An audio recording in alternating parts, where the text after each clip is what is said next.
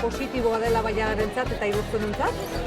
Hemen alde batetik helburu desberdinak daude, sustatzea pixka bat lehenengo sektorea, bai, nekazaritza eta abeltzaintza, eta horren ildotik etorri, apostua eginda bertako arrazen alde, bai, hemengo arrazen alde.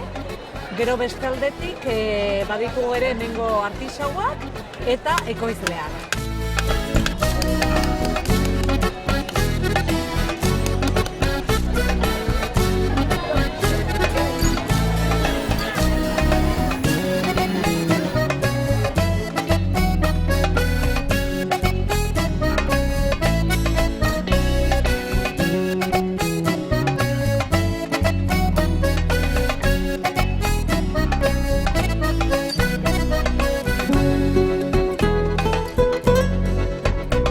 Kuajada balitze bezala.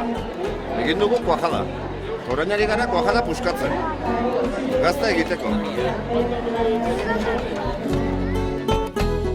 Bueno, mira, nosotros, un socio que tenemos en el pueblo y yo, pues teníamos ganas de empezar con las cabras, un ganado que nos gusta, y con una cabra rústica adaptada en medio y que, bueno, por recuperar algo que hubiera antes, ¿no? Era una asignatura pendiente, así como de ovejas, caballos, vacas, hay un montón de razas reconocidas. En el caso de la cabra, en Navarra, en Nafarroa, no había ninguna raza reconocida, aparte de las pigorris, ¿no? Entonces, bueno, la cabra pirenaica también es una raza autóctona nuestra y, bueno, toda ayuda es poca para mantener a nuestras pirenaicas.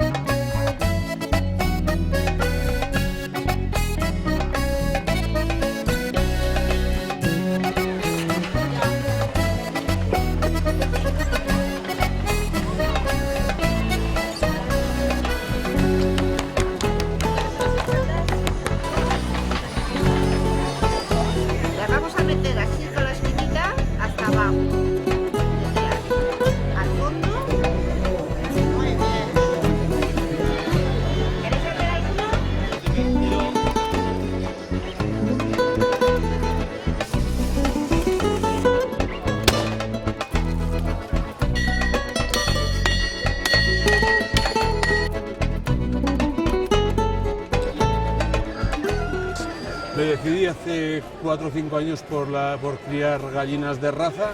En Euskal Oyoa tenemos 5 variedades, que serían la marraduna, cillarra, gorría, leposoya y la belcha. ¿El por qué? Pues porque es algo que hemos tenido toda la vida aquí y no deberíamos perderlo.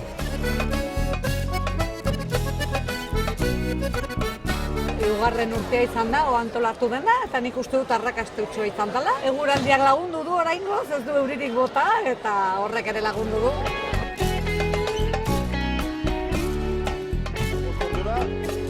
Gazmorrara, gaz hartzeko, eta 10 ordu pasata,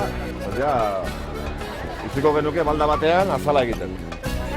Eta azala egiten zaionean, kamara batera, 10 gradotara, eta gure gomosua saltzea. Ez da besterik. Mila esker.